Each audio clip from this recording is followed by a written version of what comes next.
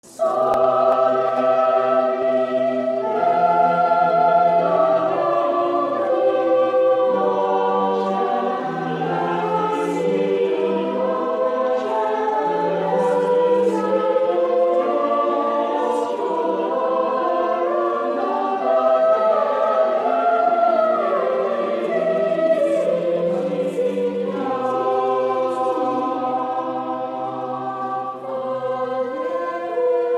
the first day of the feast of unleavened bread, the disciple came up to Jesus and said, "Where do you wish us to prepare the Passover supper for you?" Jesus said, "Go to this man in the city and tell him, 'The teacher says my appointed time draws near. I am to celebrate the Passover with my disciples in your house.'" The disciples then did as Jesus had ordered and prepared the Passover supper. When it grew dark, he reclined at table with the 12, and in the course of the meal he said, "I assure you, one of you is about to betray me." Distressed at this, they began to say to him one after the other, "Surely it is not I, Lord."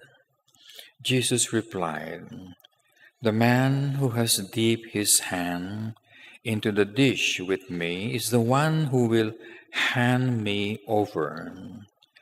The Son of Man is departing, as Scripture says of him, but woe to that man by whom the Son of Man is betrayed. Better for him if he had not been born." Then Judas, his betrayer, spoke, "Surely it is not I, Rabbi." Jesus answered, "It is you who have said it." During the meal, Jesus took bread, blessed it, broke it, and gave it to his disciples, saying, "Take this and eat it. This is my body." Then he took a cup, gave thanks, and gave it to them, saying, "All of you must drink from it, for this is my blood, the blood of the covenant, to be poured out in behalf of many for the forgiveness of sins. I tell you, I will not drink this fruit of the vine from now until the day when I drink it new with you in my Father's reign." Then, after singing songs of praise, they walked out to the Mount of Olives. Then Jesus said to them, "Tonight your faith in me will be shaken, for Scripture has it, 'I will strike the shepherd, and the sheep of the flock will be dispersed.' But after I am raised up, I will go to Galilee ahead of you." Peter responded, "Though all may have their faith in you shaken, mine will never be shaken." Jesus said to him, "I give you my word, before the cock crows tonight, you will deny me 3 times." Peter replied, "Even though I have to die with you, I will never disown you." And all the other disciples said the same. Then Jesus went with them to a place called Gethsemane. He said to his disciples, "Stay here while I go over there and pray." He took along Peter and Zebedee's 2 sons and began to experience sorrow and distress. Then he said to them, "My heart is nearly broken with sorrow. Remain here and stay awake with me." He advanced a little and fell prostrate in prayer. "My Father, is it possible? Let this cup pass me by. Still let it be as you would have it, not as I." When he returned to his disciples, he found them asleep. He said to Peter, "So you could not stay awake with me for even an hour? Be on guard and pray that you may not undergo the tests. The spirit is willing, but nature is weak."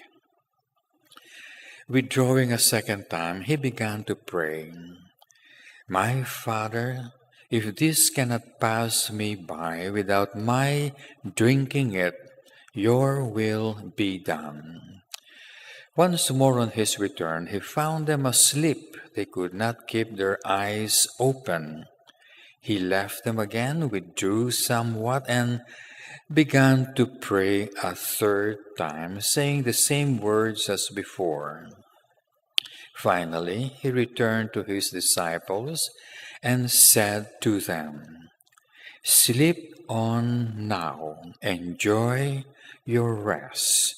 The hour is on us when the Son of Man is to be handed over to the power of evil men. Get up, let us be on our way. See, my betrayer is here." While he was still speaking, Judas, one of the 12, arrived, accompanied by a great crowd with swords and clubs. They had been sent by the chief priests and elders of the people. His betrayer has arranged to give them a signal, saying, "The man I shall embrace is the one. Take hold of him." He immediately went over to Jesus, said to him, "Peace, Rabbi," and embraced him. Jesus answered, "Friend, do what you are here for." At that moment they stepped forward to lay hands on Jesus and arrested him. Suddenly one of those who accompanied Jesus put his hand to his sword, drew it, and slashed at the high priest's servant, cutting off his ear. But Jesus said to him, "Put back your sword where it belongs. Those who use the sword are sooner or later destroyed by it. Do you not suppose I can call on my Father to provide at a moment's notice more than 12 legions of angels? But then how could the scriptures be fulfilled, which says it must happen this way?" At that very time, Jesus said to the crowd, "Am I a brigand that you have come armed with swords and clubs to arrest me? From day to day I sat teaching in the temple precincts, yet you never arrested me. Nonetheless, all this has happened in fulfillment of the writings of the prophets." Then all the disciples deserted him and fled. Those who have apprehended Jesus led him off to Caiaphas, the high priest, where the scribes and the elders were convened. Peter kept following him at a distance as far as the high priest's residence. Going inside, he sat down with the guards to see the outcome. The chief priests, with the whole Sanhedrin, were busy trying to obtain false testimony against Jesus so that they might put him to death. They discovered none, despite the many false witnesses who took the stand. Finally, 2 came forward who stated, "This man has declared I can destroy God's sanctuary and rebuild it in 3 days." The high priest rose to his feet and addressed him. "Have you no answer to the testimony leveled against you?" But Jesus remained silent. The high priest then said to him, "I order you to tell us under the oath before the living God whether you are the Messiah, the Son of God." Jesus answered, "It is you who say it. But I tell you this, soon you will see the Son of Man seated on the right hand of the power and coming to the clouds of heaven." At this, the high priest tore his robes. "He has blasphemed. What further need have we of witnesses? Remember, you heard of blasphemy. What is your verdict?" They answered, "He deserves death." Then they began to spit on his face and hit him. Others slapped him, saying, "Play the prophet for us, Messiah. Who struck you?" Peter was sitting on the courtyard when one of the serving girls came over to him and said, "You too were with Jesus, the Galilean." He denied it in front of everyone. "I do not know what you are talking about." When he went out to the gate, another girl saw him and said to those nearby, "This man was with Jesus the Nazarene." Again he denied it with an oath, "I do not know the man." A little while later, some bystanders came over to Peter and said, "You are certainly one of them. Even your accent gives you away." At that, he began cursing and swore, "I do not even know the man." Just then, a cock began to crow, and Peter remembered the prediction Jesus had made. "Before the cock crows, you will deny me 3 times." He went out and began to weep bitterly. At daybreak, all the chief priests and the elders of the people took formal action against Jesus to put him to death. They bound him and led him away to be handed over to the procurator Pilate. Then Judas, who had handed him over, seeing that Jesus had been condemned, began to regret his action deeply.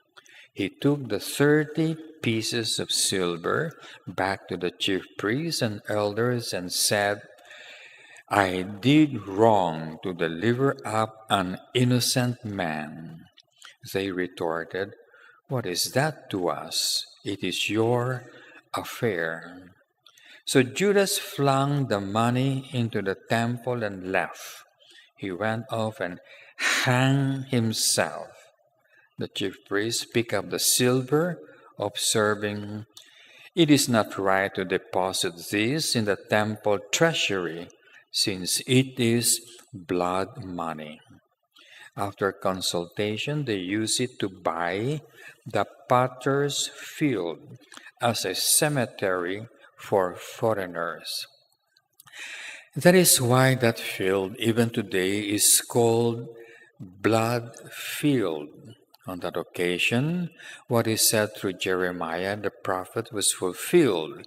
They took the 30 pieces of silver, the value of a man, with a price on his head, a price set by the Israelites, and they paid it out for the potter's field, just as the Lord had commanded me.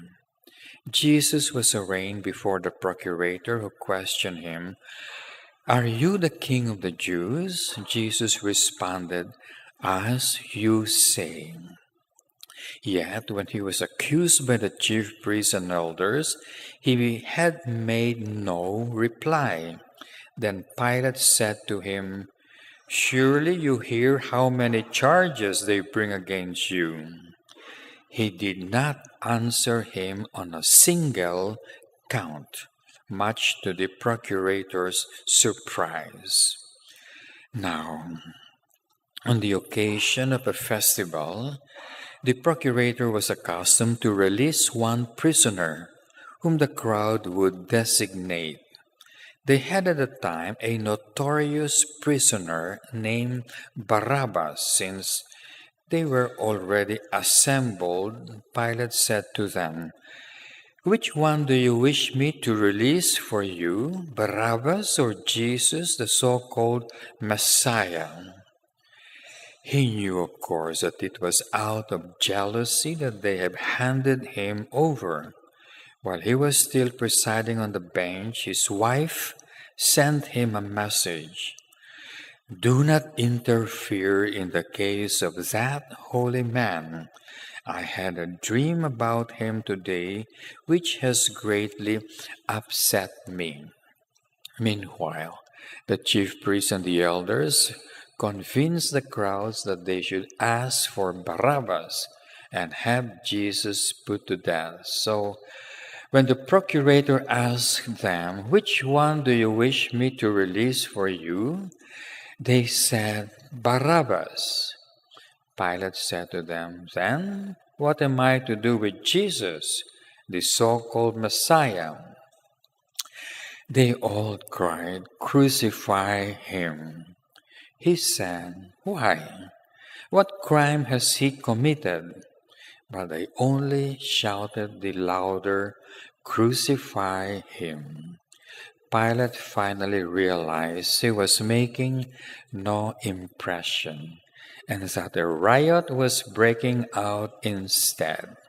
He called for water and washed his hands in front of the crowd, declaring as he did so, "I'm innocent of the blood of this just man. The responsibility is yours." The whole people said in reply, "Let his blood be on us and on our children." At that, he released Barabbas to them. Jesus, however, he first had scourged, then he handed him over to be crucified. The procurator's soldiers took Jesus inside the praetorium and collected the whole cohort around him.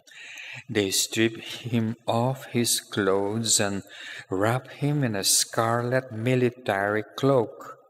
Wearing a crown of thorns, they fixed it on his head and struck a reed in his right hand. Then they began to mock him by dropping to their knees before him, saying, "All hail, King of the Jews." They also spat at him afterwards. They took hold of the reed and kept striking him on the head. Finally, when they had finished making a fool of him, they stripped him of the cloak, dressed him in his own clothes, and led him off to crucifixion. On their way out, they met a Cyrenian named Simon. This man they pressed him service to carry the cross. Upon arriving at a site called Golgotha, a name which means skull place, they gave him a drink of wine flavored with gall, which he tasted but refused to drink. When they had crucified him, they divided his clothes among them by casting lots. Then they sat down there and kept watching over him.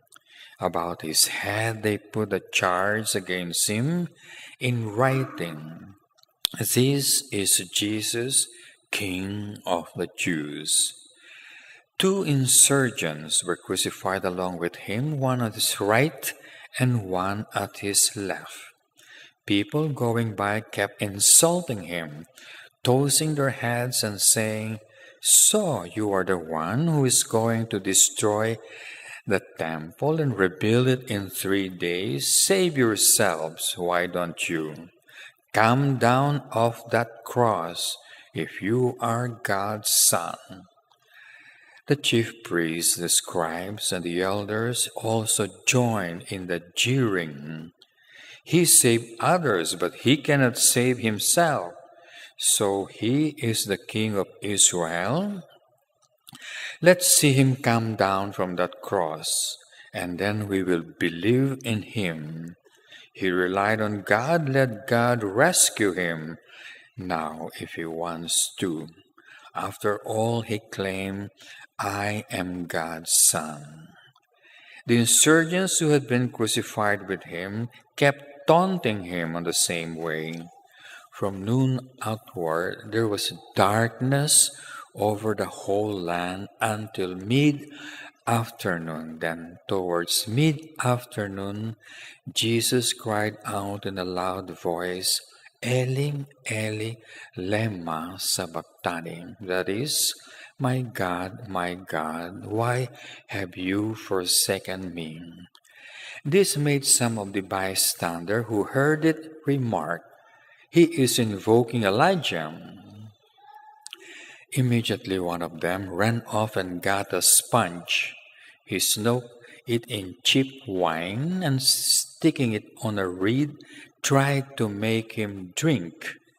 Meanwhile the rest said, "Leave him alone. Let's see whether Elijah comes to his rescue."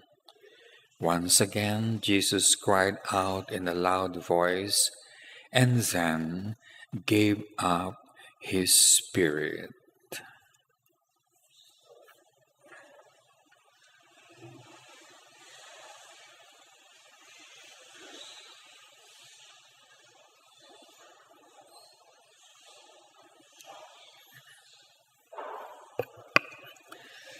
Suddenly, the curtain of the sanctuary was torn in two from top to bottom. The earth quaked, boulders spin, tombs open.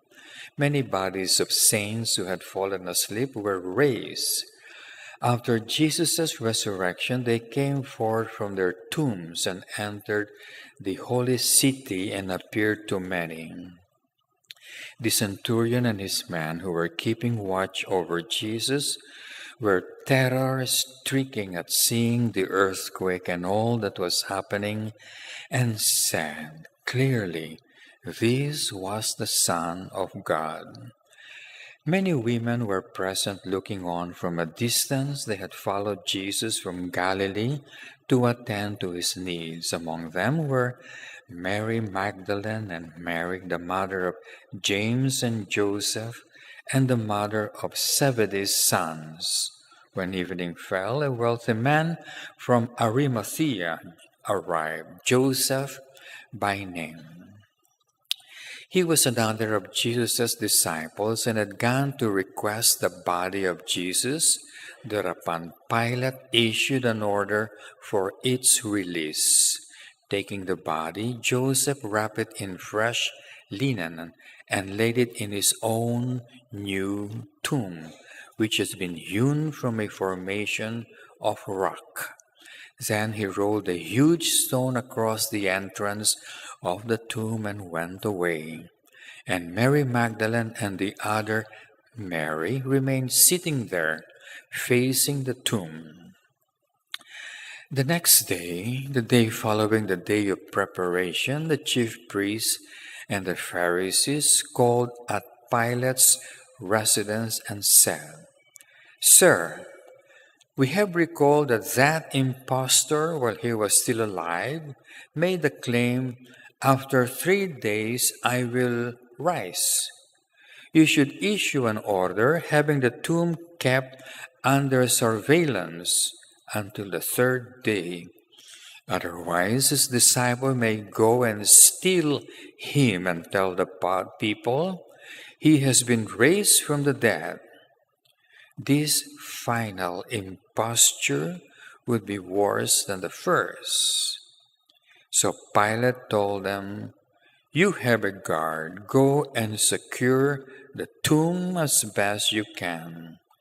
So they went and kept it under surveillance of the guard after fixing a seal to the stone. Let us all be seated.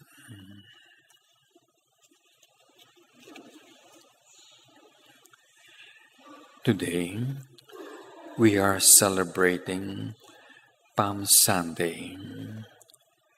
And if you will notice, during this Holy Week, you are going to listen to the entire narration of the Passion of Christ, which, if you will notice, is very long. And the reason for this is the same reason why Holy Week is celebrated every year.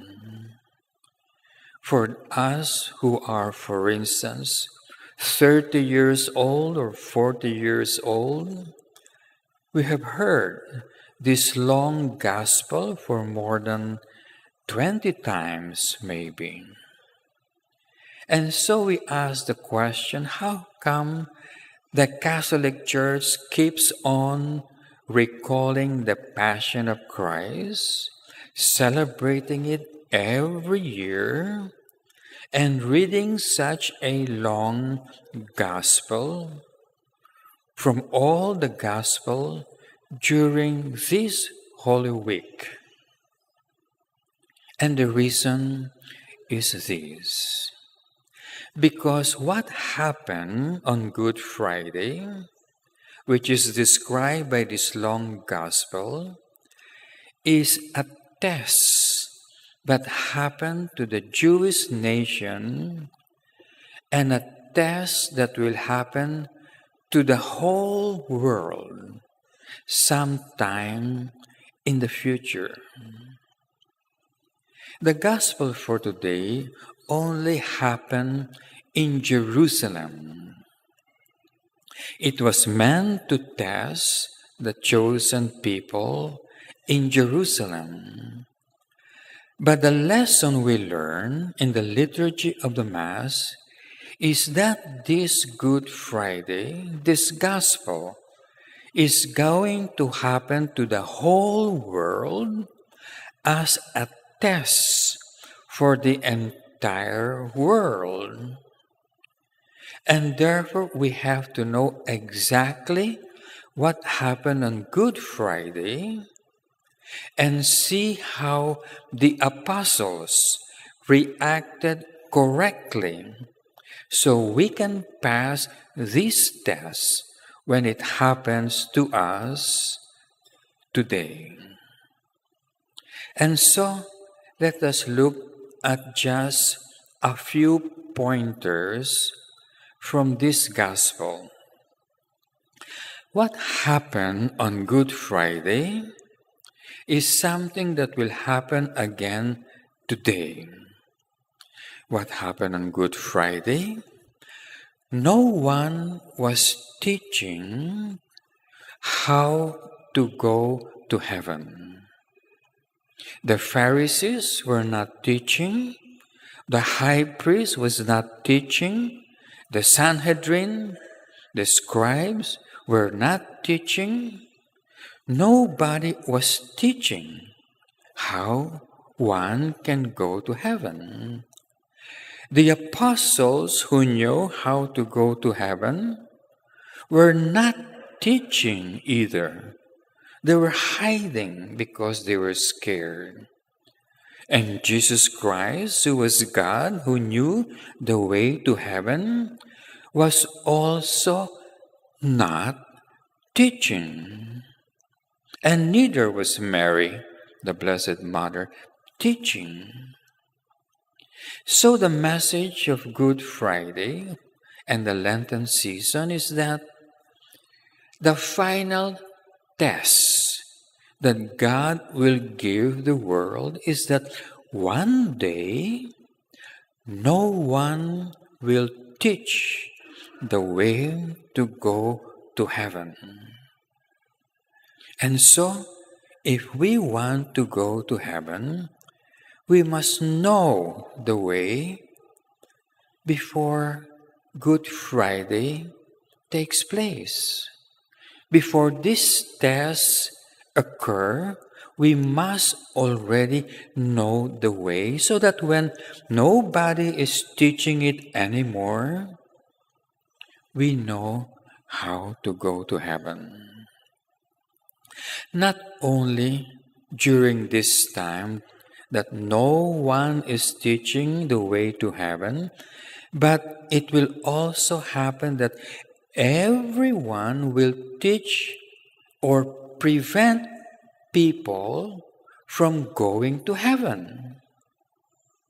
And so the gospel for today says the high priest was going against Christ for teaching us how to go to heaven. And all the priests, the Sanhedrin, were made up of priests, were all against Christ. And the Roman government were all against Christ. And only the apostles who were not against Christ, but they were not teaching. They were quiet. So in such situation, if you want to go to heaven, how can you know how to go to heaven? So notice that the gospel for today, that's why the whole gospel was read to you, because every sentence is important, because every sentence will take place again today. That the high priest will prevent you from going to heaven, from learning. And all the Sanhedrin and all the Pharisees and the scribe will prevent you from learning how to go to heaven. But there is something in the gospel which Christ himself added. Christ says, and one of you, and he was addressing the Catholic Church. The 12 apostles are the pillars of the Catholic Church. They were the first members of the Catholic Church. They were the first bishops of the Catholic Church. And yet Christ looks at them and says, and one of you is going to betray me. Now, St. Thomas of Aquinas, in giving a commentary to today's gospel, says, when Jesus Christ says, one of you will betray me, well, today, there are no apostles anymore. All of them, the 12 of them, are all dead, beginning with Judas, who hanged himself. But Christ says today, in the year 2000, one of you, my apostle, is going to betray me. One of you, St. Thomas of Aquinas says, one of the pillars of the Catholic Church will betray the Church of Christ. Now, when we say pillar of the church, we don't mean priests like me. We're not pillars of the Catholic Church. It's not the bishops either. It's not the cardinals. The pillar of the Catholic Church, which is an apostle and a bishop, is the Pope. And so there is a warning given to us by today's gospel that people will begin to tell you to disobey God's commandment. It began with the Romans. The government have told us to practice family planning. That is against God's command. But the point is, even so many bishops, like the entire Bishops' Conference of Canada and most of the bishops of America, also said that it is all right to practice family planning. So thus we have bishops, high priests, Sanhedrin, and scribes telling us to disobey God's commandments. And now recently, a document from Rome entitled Amoris Laetitia tells us that it is all right to divorce.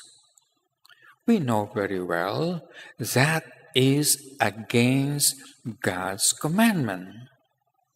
So we have a scenario today that is exactly like Good Friday, completely described by today's gospel.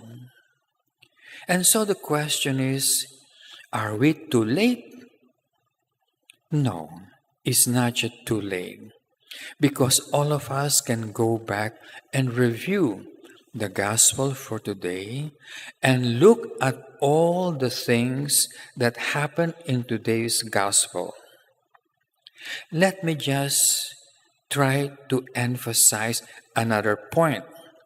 Aside from the first point that priests, bishops, cardinals will be telling you to disobey God's command, like the old times. So we ask the question, how come Jesus Christ chose Judas Iscariot to be one of the apostles? Christ was God.